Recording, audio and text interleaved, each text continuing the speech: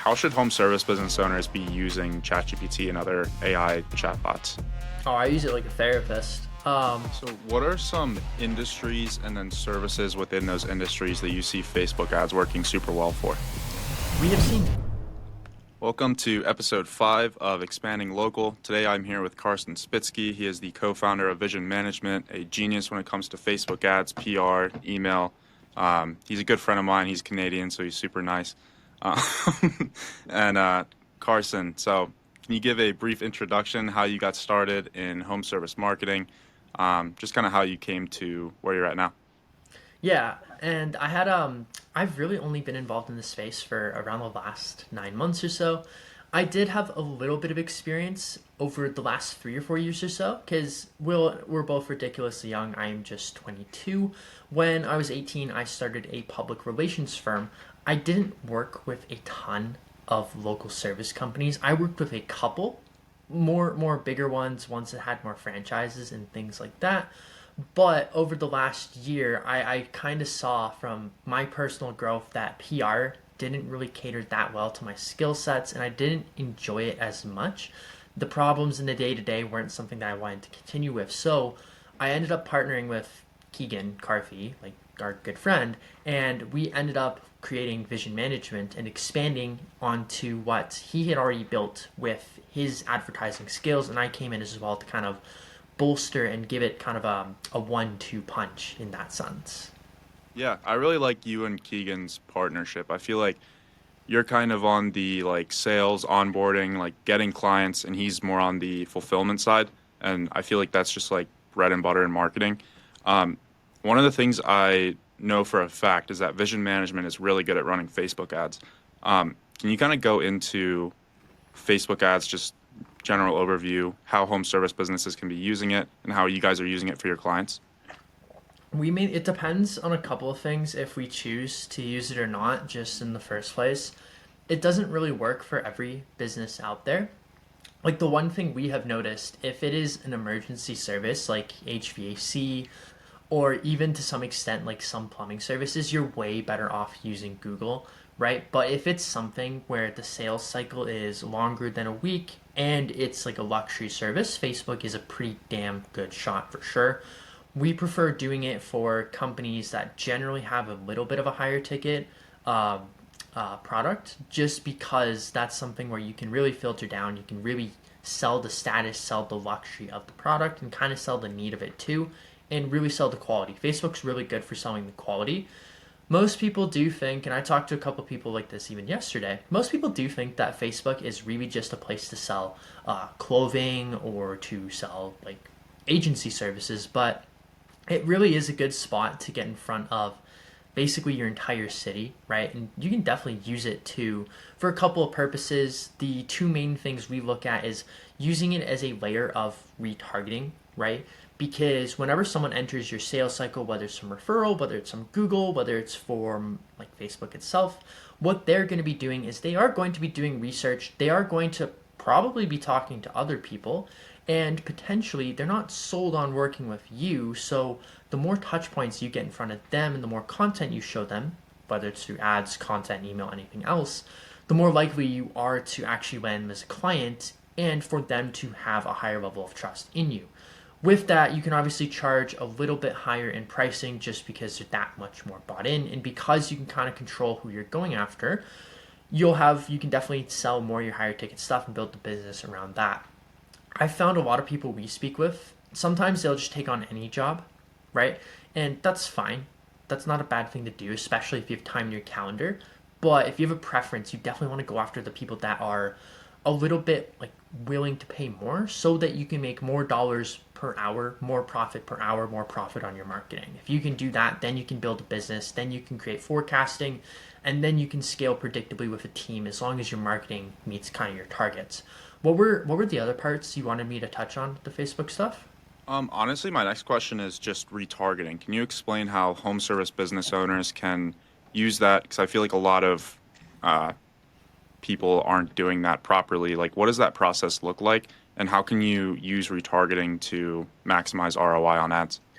There's a couple portions with that. The first thing is the technical setup. The second thing is what you want to show them.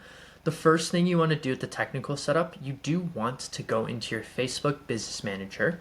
You want to grab your Facebook pixel and you want to attach that to the landing page or the home page of your website. You also kind of want to link it into your CRM as well. There's a couple of things you can do with that, but we typically want to set it up so that whenever someone views the website, they are going to get hit into like a hot list, right? And then depending on your sales cycle, you can kind of customize this. For us, this is what we do for our ads and for our process, and others can definitely replicate this. Like if you have multiple conversations or like you're going out to an estimate, you should definitely do this. But if it's something like that, you should be kind of setting up a little integration with your CRM. We use make.com to do the actual integration. Keegan uses something else. I forget what it's called. You Zapier. can use Zapier. Yeah, but he uses LeadsBridge for some reason. Oh I yeah. don't know why. But I want us to be on Make. He doesn't want to be on that. But you can use something simple like a no-code builder to like link your website, link Facebook together, and if someone hits your page, you do want them to get added into a custom audience of people who have hit your site or who have gotten to the right point in your CRM. You can link those two together. And then what you want to have happen from there is you want to aggressively get in front of them, right? And if from what I've seen, you need over 100 people to actually advertise to that audience, like 100 verified accounts. So you should put in some people in your CRM too when you're just starting this, or if you don't get a lot of traffic.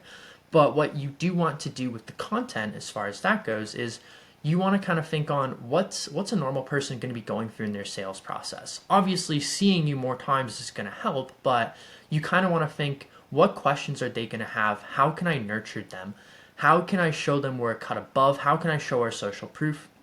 And how can I maybe get rid of some limiting beliefs they have or some harmful beliefs they have? Whether it's harmful for you to turn them into a deal or whether it's just harmful for them to actually believe it, right? Like, for example, and I don't know if this is a one size fits all thing, but for example, if you have roof replacement, right, you might be better off just getting I forget the term, like getting your roof tiles sprayed so that they're newer. That might be a better option for you if you don't actually need a new roof, and then you can get that for like a tenth of the price.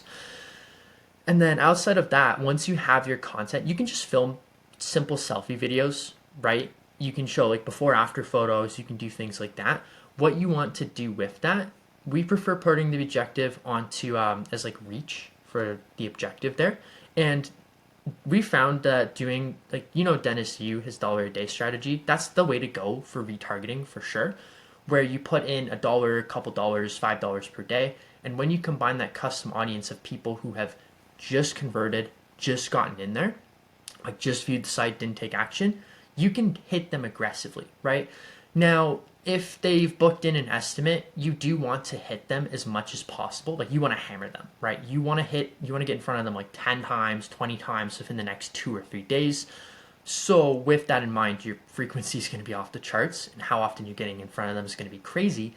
But if they've just hit the site, you still want to get in front of them a couple of times at least, just so that they're more likely to go back in, swipe up on the website, call you guys, or consider you guys the favorites throughout the sales cycle. Those are the main things we have seen, and the more the better. The reason why it works so well is because when you're chunking down to those people that are most likely to buy, most likely to be in the sales cycle, and you're showing stuff to them that they're going to resonate with, it really makes you the number one guy. And it's something I don't see a lot of people doing, and it is a pretty damn easy way to stand out. That's for sure.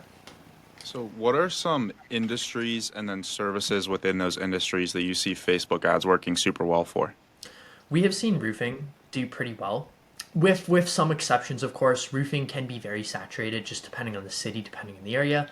Like Dallas roofing, I believe you did an episode a while back with someone who talked on a very good Facebook ad strategy to deal with those saturated markets. We can touch on that in a second, but anything where it's like ridiculous and no kind of marketing works, Facebook's not going to be a golden bullet. We've seen a lot of remodeling work. We've seen pest control work pretty well. And then outside of that, a general rule of thumb is if it can be considered as a want for a service, like something they do not have to do, they're not going to die if they don't do it, you can get away with Facebook for sure. We have seen it work ridiculously well for law. It has worked ridiculously well for real estate. Same thing with financial services. But For most home service companies, if I just deem it as something where if you have a little bit of a higher ticket service, you can definitely run it for sure. Yeah, I see that too. And I feel like what you said earlier about, you look up, like you have an emergency with your plumbing, like a pipe is leaking, or like your house is about to catch on fire because your outlet is sparking. Like you look up electrician near me and you call the first one. But for Facebook, it's definitely like a longer sales process. What kind of like can you kind of walk through the campaign setups and like the different objectives you have? Maybe hit on the targeting, like if you're targeting specific zip codes. What does the setup process look like, and what are you guys seeing working for Facebook ads?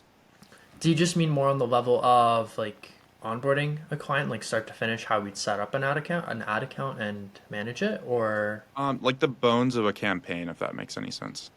yeah. The main thing I would look at, a lot of the work does come into the creation, right? What I see a lot of people do, and this is kind of a mistake, they don't make ads that cater to how Facebook delivers ads at the current time and day. And because of that, they fail. And they also don't optimize for buyers, they just optimize for leads, right? Like I talked to a solar guy and he said, oh, yeah, we get leads for like $16 per lead, but only 15% of the leads even pick up the phone. And it's like, okay, cool. So you just spend all day trying to call people, no one picks up, and you just burn your time and you get a higher cost per estimate because your ad doesn't resonate. Like, great, good job. The research you want to do to actually build out the ad accounts, you want to understand what customer segment you want to go after, right? And you do really want to kind of niche down into your services. Like if you do remodeling, for example, you have kitchens, bathrooms, basements, additions, you really want to do research for each specific thing. And then let's just talk on kitchens, for example. If you're going to do a kitchen remodel, you do want to understand, okay, out of the people I've serviced, who have been my best customers, who's paid me the most, who's been the most profit, who have I enjoyed doing the most. And then you can go through and you can definitely Google this. You can definitely use like Facebook ads library. If you type ads dot ads, it's like ads, it's Facebook ads library. You can just search that. You can definitely get away with seeing what your competitors are doing just by doing like a quick little search for like kitchen remodeling, for example. But outside of that, like you can look through and you can kind of recall your conversations with them and kind of understand, okay, what are the 5 or 10 benefits they wanted? What are the 5 or 10 pain points or concerns they had? What are the 5 or 10 reasons they wanted to do this? You can also ask ChatGPT to do this too if you tell them the exact criteria of what they're looking for. And then from there, that gives you enough ammo to kind of understand how you want to position yourself, right? I see a lot of people, what they do on their ads is they just do something where it's like, get a new kitchen, swipe up. And it's like, cool, you can do that, but you're not selling them in the ad. Because of how Facebook delivers ads, the only time someone's really going to be shown an ad is if they are engaging with content similar to your ad and going out of their way to find it. Like if you go, like Will, if I send you a post and you like that post, you watch it, you send it to 5 other people, Facebook's probably going to start showing you more content like that and then more ads like that as well. What it used to be for targeting is you could do your interests and things like that and your demographics, and you could just run that. Like say interested in kitchen remodel, interested in home improvement, like demographic, they were like 30, 50, stuff like that, rich. You could do that, but it has changed with the iOS 14 tracking. Facebook cannot track anything outside of their app unless you like manually set it up. So what like they cannot there used to be a thing where if I went on my phone and I would like search like kitchen remodeling services, Facebook could retarget you, right? Now what happens if you visit a site that has like the Facebook pixel integrated, for example, that data can get passed all throughout Facebook and other remodelers can have their ads shown to you, right? With that in mind, when you understand like the research and you understand how the ads deliver, you really do want to sell them in the ad, right? People have zero trust in salespeople in 2025, especially in 2024 as well, from what I have seen. They are going to do 80%, 90%, 100% of their research before they talk to a person, right? And this is the same thing with referrals, right? The reason why they talk to you right away from a referral is because they know, like, and trust the person. The person says you did a good job. They think you'll do a good job. It's pretty simple from that perspective. You just want to emulate that feeling that you are the best option out there to get them the result they want or to solve the problem they want, and kind of convey that in your ad and in your marketing, right? If you do not sell them and you're not deemed the best option, you're not going to get the best leads, right?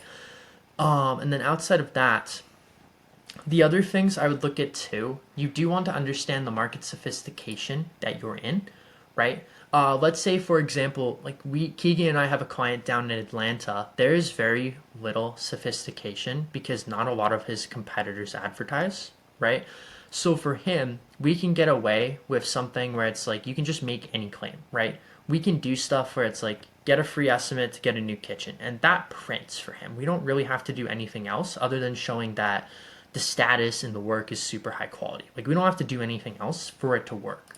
But as you start to go down, as there begins to be more competitors that have better ads, that do better marketing, the level of sophistication from the consumers get a little higher, right? Because think of it like this. If there's 5 people running the exact same ad, exact same claim, exact same call to action, not a lot of differentiation. They don't really know who to go with. They're going to be a little more hesitant, right? They're going to have more concerns, more questions. The next stage of that, like to get around that, you can, like, if you can just say something where it's like get kitchen remodeling now, and if that works, scale it 100%. But the next level past that, you want to make your claim like bigger and better. For example, like you can say something where it's like get your dream kitchen and solve this problem, right? You can do that. The next thing you can do after that is, if that's no longer working, you go into the sophistication level of here's a mechanism that has a logical reason as to why we can get the results that we do, right? Like you can say something where it's like we guarantee satisfaction, and because our team has 1,000,000 awards, 1,000,000 years of experience, and service 2,000 of your neighbors, we believe we can get the job done. That's something that would appeal to that sophistication level. And then the next one is here's the solution. Here's a better version, an upgraded version that solves problems that you would have experienced with the last solution you would have tried for the exact same thing. And then the really sophisticated one, you see this with like roofing in Dallas, for example, or like solar in Florida. This is something where it's the consumers believe nothing, right? They're so overhit by marketing, they're so overhit by claims, nothing is going to work for them. That's when you have to try new ways to get in front of them, creative things, and even just new claims, new things have to be done to kind of resonate with them. Those are the main things you actually want to understand when you're making a Facebook campaign before you even start doing anything. And then outside of that, you want to sell them on your positioning, you want to sell them on your experience, and then also you do want to sell them inside of the photo and the video itself. We've seen a lot of like quick cut videos working where it's just like a video, like you can go around like a kitchen, pan around a kitchen for like 15 seconds. You can put some good music on it. You can kind of like make it like quick cuts, things like that. That works ridiculously well because when you edit and make videos like that, it sells status, right? Like we haven't seen before after photos do as well from a top down level, at least at this point in time. You can even do things where if it's not a visual service, and most home service are visual services, we found just throwing text on a screen with some colors prints. Like that does well. The next thing you want to do, you want to understand where you're delivering the lead to. There's a couple of options. You can send them to a message, you can send them to follow you, you can send them to a website, you can have them fill out Facebook's lead form. In my opinion, if you're optimizing for leads, you want to send them to a landing page on your website. Most people, they either do send them to Facebook Messenger, send them to the website, or send them to Facebook's lead form. I'm not a huge fan of Facebook's lead form anymore, just because it's too easy to get people in to fill out the form. There's not enough friction, in my opinion. Yes, you want people to fill out the lead form, but at the same time, if they're not qualified, it doesn't really matter because Facebook will optimize more for people who fill out the lead form. And if you get a bunch of unqualified people, it's going to take more effort to get out of the show it to unqualified people, especially if you have a new account, right? If you have 1,000 leads came through on your Facebook pixel, you should be a little better off than if it's like your first 10. But we just prefer sending them to that landing page because it's a little extra step of friction. Yes, your lead cost is going to be a little bit higher, but it more than pays for the fact, like in lead quality. And ultimately, if you're optimizing for lead to estimate or cost per estimate or even cost of acquisition, we've seen it be lower just across the board. Because if you can get your cost per estimate down, assuming it's the same ticket size, keep your cost per estimate low, they generally resonate with it more, meaning they're going to close at a high rate, show at a high rate, set into a call at a higher rate, right? That's the thing we look at. And then just some base KPIs we look at. Keegan, I kind of go off of what Keegan measures. I use different things when I run ads for my PR company. I run our internal ads, and then I just like seeing what Keegan does. I like seeing the results he gets because I obviously need to learn from that too. But what we look to measure is we do want to look at the cost per mil, like the CPM. That just tells us really how well the ad is performing on a Facebook content level, right? Because CPM, if you have a super high CPM, that means Facebook does not want your ads to reach people as much as possible, because what's probably happening is that ad does not resonate. People are either swiping past it really quick, they're going off of the app, like they're leaving Instagram because they got or Facebook because they got mad at your ad and they don't like it, or it's just not a good ad, right? And not a lot of people are swiping up and engaging with it. If you have a super low CPM, you definitely have you definitely will likely have better ads, right? The one thing you want to combine this with is your click-through rate on the ad. Click-through rate means what percent of people go to your next step. Do they fill out the lead form? Do they message you? Do they swipe up, right? Generally, with a good click-through rate, you do want above 1.5%. If you can get higher than that, great. You always want to optimize for that. And then outside of that, you want to make sure your opt-in rate on the lander is generally around like above 5% on cold traffic. It can be as high as 10, 20%. You can definitely test things for sure. But outside of that, if you get away with that, you're fine, right? If you have those numbers, you can scale the ad. And then the only other thing you want to make sure, you just want to make sure your lead quality is solid, right? If you have good quality leads coming in, they're picking up the phone or they're calling you or they're self-booking themselves into an estimate by filling out all the criteria, that's great, right? But if they're not doing that and the leads suck, you do need to analyze where the bad leads are coming from and make the adjustments that the statistics are telling you you need to make, right? Like, for example, you may need to edit the copy. The video might not resonate with anyone. Your positioning may absolutely suck. Your landing page might suck, right? Your social proof may be horrible, right? But if you do those things, you should have a few different places to know where to begin when you're testing. And generally, within the first like 3 to 5 iterations you make, you can find winning ads pretty easily. Do you want me to dive into like testing process we look at? Yeah, yeah. Okay, I think Keegan does something different. What I like to do off of a $50 per day budget, there's no point starting beyond $50 a day, just because with that, like you can't start above that if you have a new Facebook account. And in my opinion, you can get quality estimates for that price or even like within a couple of days at that price. And once you see results, then you can scale it up by 10, 20% every couple of days as you need to, just to make sure nothing like breaks.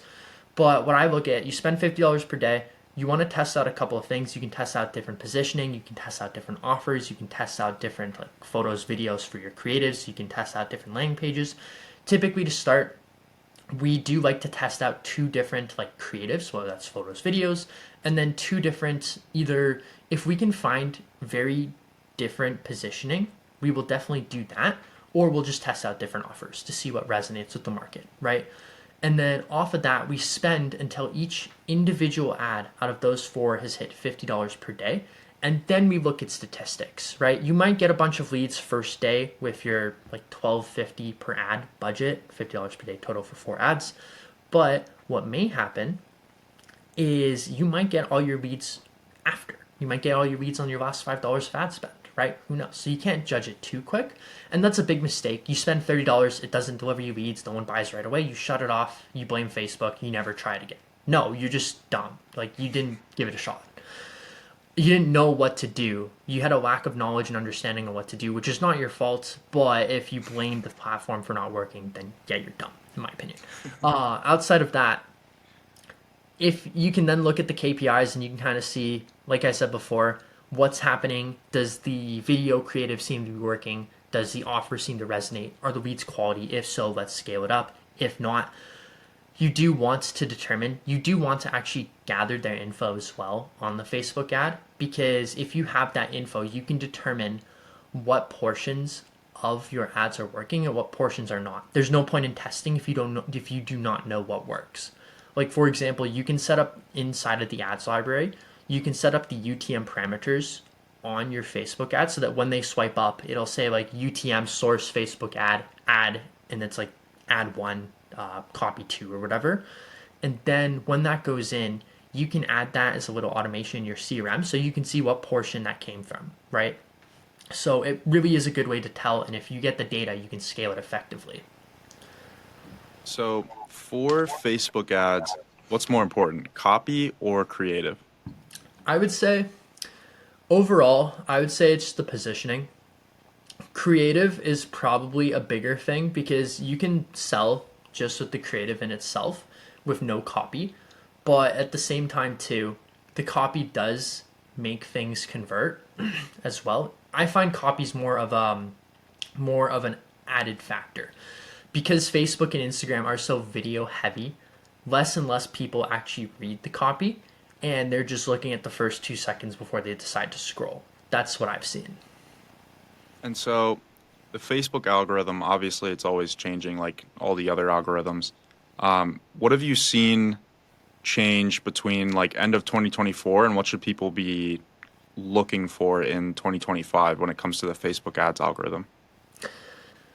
The only thing I've seen is you do want to have a few different like a few different winning ads and a few different winning positionings and a few different things that are winning, just because overall consumers' budgets are tightening, right? And Meta is still trying to increase their AI learning, their machine learning. They're still trying to integrate into that. There are hiccups on their ads for sure. And the other thing to note is you do not want to be reliant on one singular channel.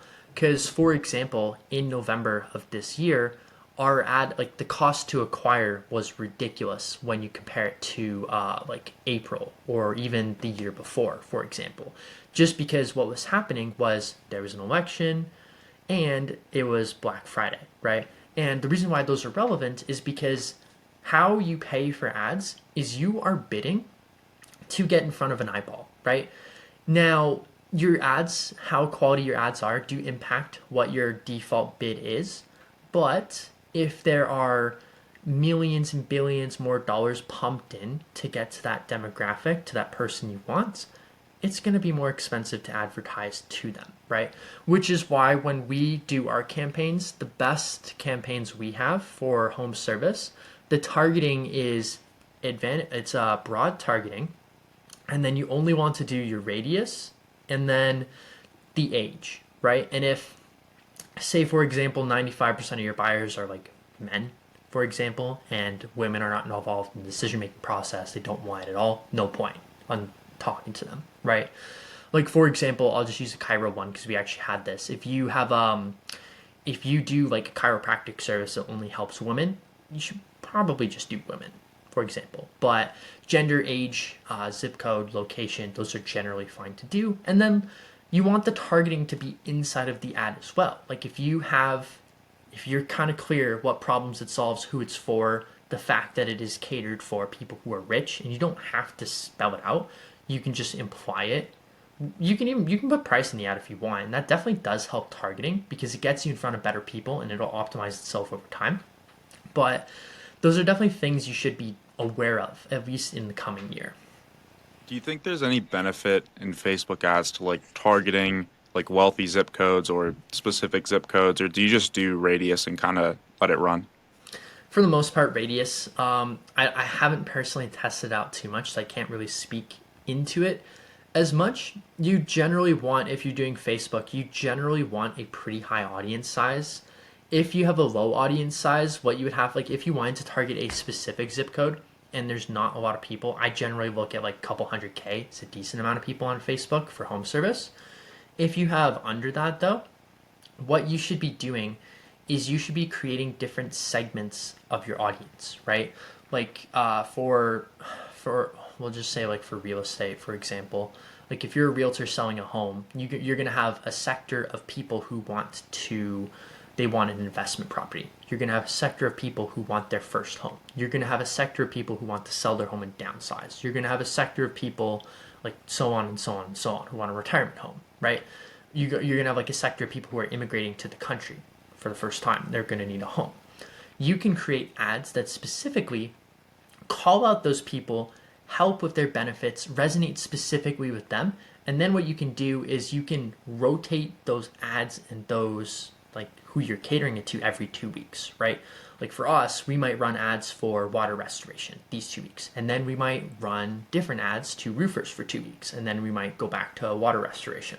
That's the way you get around it if you have a small size. But in my opinion, as long as the zip codes are not like ridiculously poor where there's no way they can buy your service, then you do want to definitely kind of target everything because the ads, when done right, will optimize themselves. Perfect. And is there anything else you wanted to talk about when it comes to like Facebook ads or just Meta in general? The only thing I do see with Meta that people should be aware of, the lead quality is definitely, it is harder to close them when you compare it to like Google or when you compare it to referrals. It is a bit of a different sales process. You generally have to poke and prod them a little bit to get on the next step versus like Google. You'll see this, but you probably know this, but you'll get leads who come in and they're just like, hey, I want to get my roof replaced. Like, who can I talk to? And it's just like, hey, we can send someone out in like a week. Like, that's the conversation basically. Yeah. But Facebook, you might have to do something where it's like, hey, Will, my name is Carson. I just saw you submit your info. Just talk about getting a new roof. Like, what kind of makes it relevant? It's like, oh, your roof's falling apart. Have you tried doing like this super expensive option? That's more expensive than our stuff. Oh no, we don't want to do that because it's XYZ too expensive. Ah, okay. So you kind of just looking for like the best bang of your buck? Yeah, definitely. Oh, okay. We can definitely help with that. Now we can get someone out to you. Do you mind if I ask a few more things? Sure. And then you like, qualify them, make sure they're good, and then you send someone out, right? Because the last thing you want to do with Facebook, you want them to show up, obviously. You want them to be receptive to you, and you want them to kind of know that you're the guy for it. So a little different sales process from the admin salesperson perspective. Perfect. And then local services ads. Are you guys running those for your clients? How have you seen that working? What's your opinion on that? It's definitely the best channel for some industries. Some industries it just sucks for, in my opinion. Like, I definitely want to hear your input on this, but in my opinion, anything that's deemed as like a premium service, like roofing, HVAC, plumbing, like restoration, and emergency services, it crushes for. But Yeah. anything that's like deemed as like kind of cheap, like house cleaning, window cleaning, it's not as good for. What are your thoughts? I completely agree with you, and I think like that Google Guaranteed badge, even though most people don't really know what it means when they're searching, like it does add that level of trust, and it's also at the very top of the page. Um, I really think LSA has changed to where it's like everyone is doing it. Like everyone and their mother has a local services ads account. Like it used to be like this brand new thing, I think 4 years ago, where you just turn it on and print leads. Now it really depends on how many people in your market are doing it. Industry definitely changes things like plumbing. Some locations, like we just crush local services ads and print leads. HVAC though, we had a client in Tampa, Florida, like nothing, like just crickets, and they had a lot of reviews, and they were a super competitive like company in their geogrid. It just wasn't working. So it's almost become kind of hit or miss, but I don't know. I'm curious to know how you guys are using it for your clients. Because I'm talking too much here. How are you guys using it for your clients, and what do you think is kind of the future of local services ads? Well, I don't even know what the president's for local sales. We don't have Um, to talk about it too much if you don't want. no, we should. I was just joking. But yeah, for the most part, yeah, you're right on the money. If you have a service, it's gonna be a pretty cheap cost to acquire if you have a higher ticket service like 5K and above, 100% worth doing. if you are in my opinion, I would call it like a non-private equity type business for the most part. Like HVAC, that's pretty private equity. Plumbing, that's pretty private equity. Roofing, to some extent, pretty private equity owned because they're going to buy businesses. They're going to put all the spend into marketing, and they're going to attempt to make their break even off of like the second customer, for example. Some of what I'm saying might be a little exaggerating, but they can get away with paying as much as possible for it, and they're dumping all their budget into it, so it does make it more competitive. Stuff like water restoration, stuff like I say remodeling, but it's so untapped for LSA, it's ridiculous. Any construction service crushes for it. And then even with the new categories that opened, I think it was earlier this year, right? For like the health physical stuff and auto stuff, that's very untapped. It's kind of like how it was in 2020, where no one's really doing it. You can definitely get away with it. Like I was looking at this. I saw one financial advisor. He set up a virtual office in every single city in America, and he was like first for every single city on I'm not surprised. LSA. I talked to him like for PR stuff before. He was like a 5-person business. He's at like 60 advisors right now. He's That might growing. be the play, is to wait for LSA to open a new category and then just spam businesses everywhere across the United States and or Canada That's too. so And black just hat though, because you're not supposed to be able to do that. yeah, I mean LSA from what I've seen, like, and I'm sure you know this too, there's so many fake profiles floating around there. Oh And like really? they haven't been doing much. I think they are starting to crack down now, but like people were just setting up a local services ads account and then just selling leads to other contractors. I know, and it's supposed to be like you can't get on it if you're a felon. You can't get on it if you don't have your licensing and stuff Yeah. like that, right? Yeah. But I get people because like we obviously do our ads and we do our cold email. I get people who reply in cold emails just like, well, send me some leads, and I'm like, nope, we don't have a contract. Like we could, but I mean, I'm not trying to get dinged by Google and get all our clients' account banned. We Yeah. can't really do that. It's not Yeah. working. All right, so what should we talk about next? We got Facebook ads, local Cold email. services ads. Um, what are some other like general marketing? What's some general marketing advice you have for home service businesses? What do you see them doing wrong?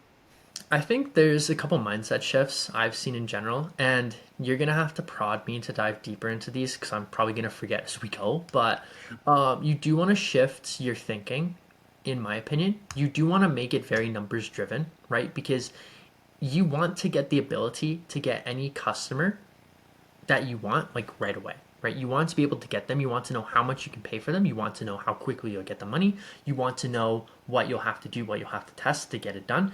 And if you can make it very numbers driven, very data driven, it makes it a lot easier because you don't have to hope and pray. You don't have to let emotions get into it. You can open your charts and you're done, right?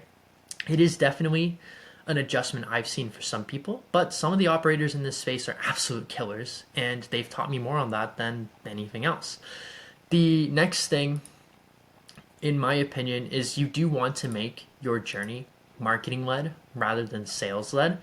I've seen you talk on this in your content, but if you can get people to opt into your email list, nurture them there, nurture them via text, nurture them via video, have the sales process be more marketing led where they can see exactly what's going to happen on their estimate because you've sent them like a little selfie video with the expectations and some of your past results. That's going to go a long way. And it really is the difference between making someone buy right away for a higher price or making them kind of reluctantly go with you, in my opinion. Yeah, I like what you said about mindset shift, and I think it was like episode 3 where I talked with Louis Vandervalk. I literally met him on the podcast. It was pretty cool. He kind of explained how there's hunters and gatherers with his clients and like home service businesses. Like there's the ones who understand that a marketing agency is like supplemental to your efforts and they're going to amplify what you're already doing. Um, how do you think home service business owners can sort of like understand the importance of video content and like taking pictures on job sites and like having their text be like photogenic and like recording videos of the jobs they done and befores and afters? Like, how do you? What's your advice to home service business owners to kind of like have that mindset shift? I think it's something where you do kind of have to see proof for yourself and see that it does work because then you can convince yourself. And then if you convince yourself, you can convince the others on your team, right? Like, for example, there's no reason you should not be getting a 5-star review with at least 50, 60% of your jobs, right? Because all you have to do for that, you tell your tech, hey, I'll pay you X amount of dollars if you get a review. I'll give you the receptionist an extra set amount of dollars. I'll give the salesperson an extra amount. And then everyone should be mentioning our version of success is a 5-star Google review. If we did a good job or a job that you like, then we would love and appreciate if you get a review. And we are incentivized by that too, because we do get a little compensation from that. The other thing you do want to make sure of with that, I forgot the question. Fuck. Just like the mindset shift in Oh, like having your team and also yourself like on board with like creating video and photo content. And you I honestly think kind of answered it, but yeah, because like we've had to do the same thing for our business too. Because I didn't used to do a lot of that stuff, and I've just made it a priority. Like if you make it a priority, it'll get done. Like I have it mapped out to do every couple of days. I've convinced myself why it's important. I know why it's important. I've seen results on why it works, and I've have traction from it. So I that's all I've seen. You do it and you keep doing it, and it gets results, and you keep wanting to do it more, right? yeah, If you can find 10 really good reasons to do it, like for example, reviews, it'll increase your valuation, right? It will make you more money. You will have people buy just off the reviews, right? Like that's more than enough reason in and of itself. It looks cool for family and friends, right? All that stuff. You can charge more, right? All that stuff definitely helps. And if you can convince yourself more with that internal mindset shift, you're good. perfect. And PR. I know you're not doing this as much as you used to, but how can you obviously know a lot about it, and I know you're like super knowledgeable in that space. How should home service businesses be using PR to their advantage? Yeah, in my opinion, I did more sales led PR when I did this. Hold on. I'm gonna pause it real quick. I gotta turn my PlayStation on. All right, back to the podcast. Back to the podcast. What was the question? Um, Oh, the PR so stuff. so yeah, you just want to start answering it. Do you want me to ask it again? Yeah, you might as well. So you have experience in PR, not necessarily for like home service businesses per se, but you are very knowledgeable in the space. You know how it works. You know how to like get people talking about you. How do you think home service businesses can leverage PR to their advantage?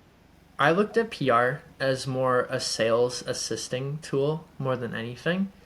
What like the reason why you would do PR, in my opinion, is you want to get something negative away from you. You want to have things that are positive show up, or you want it to help assist and boost sales and build your brand, right? So I dug very deep into the sales side of it, how it can help and convert people into sales. I did this for myself with the PR company. We do this for our self-vision management where we go after awards, right? Like we go after getting our name on articles. We go after getting good backlinks for ourselves, even though we don't really provide SEO that much. Like we still have, we were looking at this beforehand, like our website has more and better backlinks than a lot of the SEO companies we looked at, for example, even though they kill it in SEO for their clients, right? Like mine. Um, but the one thing I look at for this is what's the customer going to do when they're doing their decision, right? Are they going to be in a spot where they're going to buy from you and you just exist? If so, great. You don't have to do it as much because it's not a leading thing. If it's something where they're really in a sales cycle, you want to understand like why would they go with you, right? And having like for example, just articles, a third party accreditation is going to make it more likely they go with you. Same thing with reviews. If trust is an objection you have to get around, having 500 reviews, most of them being 5-star, is a pretty good way to get around that objection, right? And same thing with like PR, it even ties down into doing stuff like Yelp, which sucks, or doing stuff like Angie's List, right? If you can kind of hijack your way onto being number one on Yelp, for example, right? And Yelp is the number one thing that pops up on Google for your industry in your city. Do that. That's a pretty good way to get leads, right? You should be trying to beat Yelp. You should be trying to do ads for it, but it's another way to appear first and to capture that part of the audience. The other thing with PR, it ties back into like the retargeting stuff I was talking about, where you talk on the content there. You do need to sell them on why are you better than everyone else? And that's kind of what people think. And they also need to be sold a little bit on why should they do it, because they might not be entirely sold. So if you can kind of go through, make content on their objections, make content on the stuff you've done, get them to know you a little bit and maybe shift some of their limiting beliefs, they are more likely to buy from you than anyone else. That's what I've seen. And so, what does the process like for a home service business owner look like to kind of do what you just said? Because you kind of talked about the end result and how it works, but like, should they be going on featured? Like, should they be answering questions? How do they kind of get those, you know, backlinks or mentions? Well, yeah, I can touch on that in a second. What I would do first, I would start just filming like selfie videos, throwing them on Instagram, throwing them on Facebook, sending them to your email list. I would ask ChatGPT what are 20 frequently asked questions that people are going to ask about electrical services when they're in the state of buying, but they don't know who to go with. Or you can do the same thing, like they want to buy, they want to solve the problem, but they need to know the logistics too. You get that, you come up with your answer, you type out your answer, you film a video saying the answer, and you put it on socials. You type the answer, you send it to your list, right? Super simple. And then what you do after that, as far as the like the actual stuff for getting on TV, getting in the news, you can definitely use things like quotedfeatured.com. There was a tool called Help a Reporter Out. I used to use a ton back in the day. I no longer use it because it rebranded. I forget what it's called. Those are free.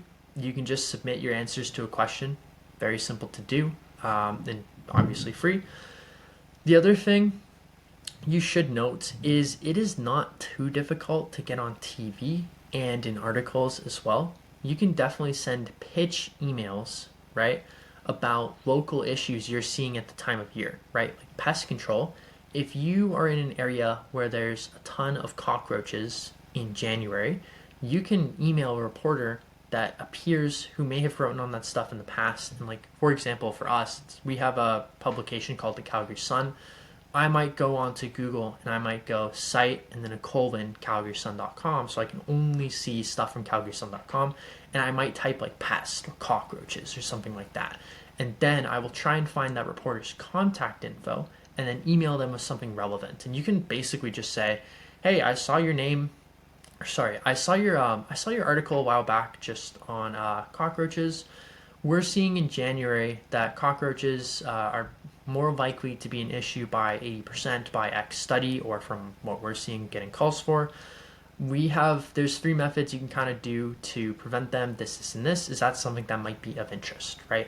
And then you pitch them, you can build a relationship with them. That generally helps as well. If you can be a source that they'll come to answer questions, it's going to be the easiest thing. But if you can do that for your local TV, your local PR, that's going to be the best thing to do. They do tend to give you articles if you buy airtime as well. So if you're buying airtime, you should expect to get some quotes because they are going to favor their advertisers a little more than the average Joe.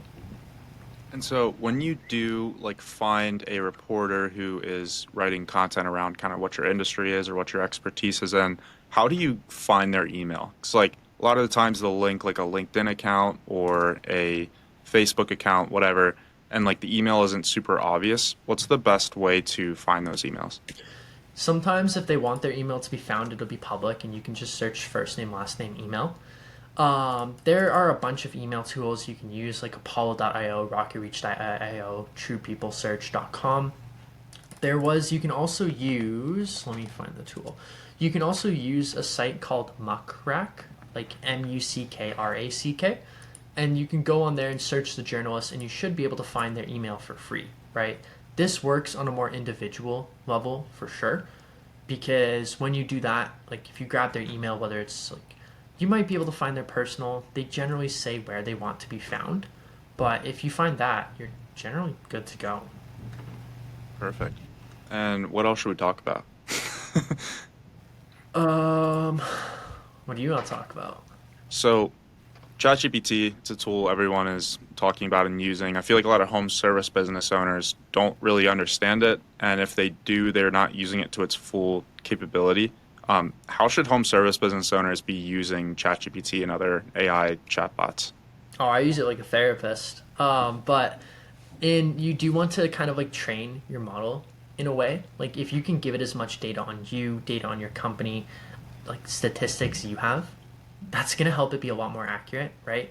Like I have various chats with our ChatGPT agent where it's everything on our ads, right? And like, here are our goals we want for KPIs. Here's our research. Here's everything we have.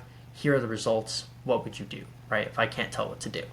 And how you want to use it, if you feed it enough examples, it can give you more, it can give you ideas, but it's only as good as you make it. What I like doing is if you have like key performance indicator reports, you can plug that into GPT. And it does a really bang up job of telling you what levers you can try pulling or things you can do that are going to be the biggest things to do. You can I used it this year to kind of talk on my goals, and I kind of reverse engineered. I have this ads agency that services the trades. What can I do to kind of become more known and ultimately be able to service more people better, right? And ultimately, hopefully get some more business too. But outside of that, you can go back and forth, and you can kind of give it your opinions too. Like if you're having issues with like hiring, you can say, "I've tried this, I did this, I did this. What should I do?" And it gives you ideas, and you can say, "I like this idea, but I think it'll do X and Y. What's your opinion on that? Am I being a pussy?" That sort of stuff. Um, and like you can turn it into like a world class business coach, but you really do have to give it enough data to be that world class business coach. I view ChatGPT right now as kind of like the internet, right? But you can change what it's showing you. You can turn it into the pocket of the internet where it's valuable tips, like some of the big trades influencers out there, or you can turn it into brain rot, where you're gonna watch stupid stuff for hours and hours and hours and learn nothing and maybe go backwards. So, One of the things I did like a few weeks ago was I asked who is Will Troop, and before it knew who I was, but this time it didn't. So I was like, okay, like clearly I need to fix some things. I just asked it like, how can I show up? Like, how can I make you know who I am? And it just gave me a bunch of recommendations. Do you think the same goes for home service businesses? Like, if they ask it like, who is Ron's Plumbing or uh, Roger's Electrical Service? Like, do you think they should be doing that? And do you think the advice that ChatGPT would be giving them would be helpful? do you mean in the perspective of like if you ask them something and they gave you a fix for it? Um, like if you ask ChatGPT, like, who is this person or who is this business? And it says, sorry, I have no clue who that business is. Like, you're doing something wrong. But I feel like ChatGPT kind of tells you like everything that they know about your business, and so that's kind of them telling you what you're telling the internet what your business is. So, do you think that's a good way that businesses can kind of like do their own SEO audits, or do you think it's not really there yet? Yes and no, in my opinion. Like on a deeper level, yes, because you can kind of talk like you can say, tell me what you know about like Will Troop's SEO services, right? And if it doesn't really say a lot, you know you got work to do, right? But if you go into a comparison, you do whose SEO service appears to be better based on the online stuff, Will Troops or this person's, and you go, how can I make Will Troops better? You can definitely do that. The one thing I will say, a lot of people I know in the marketing space used to say, "Oh, if ChatGPT can't Google you, if ChatGPT cannot like find you, you're not there." And it's like, well, okay, ChatGPT pulls everything from the internet right now. So, yeah, if it can't find you, you're screwed. But at the same time, just because you show up on ChatGPT doesn't really mean anything. It's like, whoop de doo, you're online. You have an Instagram profile, you have a website, you have a Facebook profile. Good job. Awesome. All right, well, we're about to hit an hour, and I feel like we covered everything we wanted to. Carson, where can people find more about you, vision management? How can they reach out to you and get like good marketing services for their home service business? I am active on Facebook. If you just search Carson Spitsky, visionmanagement.co is where our company lives. And then we primarily do the ads management services on the three ad channels we talked about: Google AdWords, Facebook, and LSA. We currently lead with the free trial because, in my opinion, I'm not a, you do need time to ramp things up and test things. And if you're paying a hefty service fee right away, like, and you need ads to work month one, month two, if you're paying that service fee, we have to skip things in our testing process and make it way less efficient to make it work. So, and obviously have a higher shot at getting burned too. So, if you want to take advantage of that free trial, yeah, visit visionmanagement.co. We do not cover the ad spend, that's the only thing, but no obligations to kind of continue working with us beyond those 20 days. Perfect. And what kind of home service businesses should be reaching out? Like any specific industry or I know you guys work with like a lot, so maybe just list them out The as best ones you we've can. seen the most, yeah, like the ones we don't have a particular like niche, but the ones we have seen the most success with have the characteristics of they're selling a higher ticket service, right? If it's a huge desire or if it's like a desire based service, we excel at that. So, for example, like something where it's like mold restoration that crushes, water restoration crushes, like roofing does well, construction services do really well. But more of the higher ticket services definitely work, or something where it's just not that saturated for marketing. Like pest control absolutely crushes. We've seen a lot of and it's not as much home service, but we've seen a lot of the services adjacent to home service, like Cairo, real estate, financial. We've seen those crush it too. But anything where it's not super saturated gets amazing results and gets ridiculous returns. The other industries like HVAC, stuff like that, plumbing, it does really well. It just, you generally do have to have more in your business for it to make it work because marketing is an amplifier. Awesome. Well, thank you so much for coming on, Carson. Thank you for having me, Will Troop of Troop Media. It's local sync now. Local It's sync. local sync. Yeah. Is it Awesome. actually not? What? I thought it was Troop Media. No, it used to be. I like completely changed that because like Why? I'd one for like entrepreneurs and like coaches, things like that, doing marketing for them, and then another for home service businesses. And I really like home service. Dude, there's Um, no competition on Google for Troop Media. There's all right, I'm gonna no end more the podcast.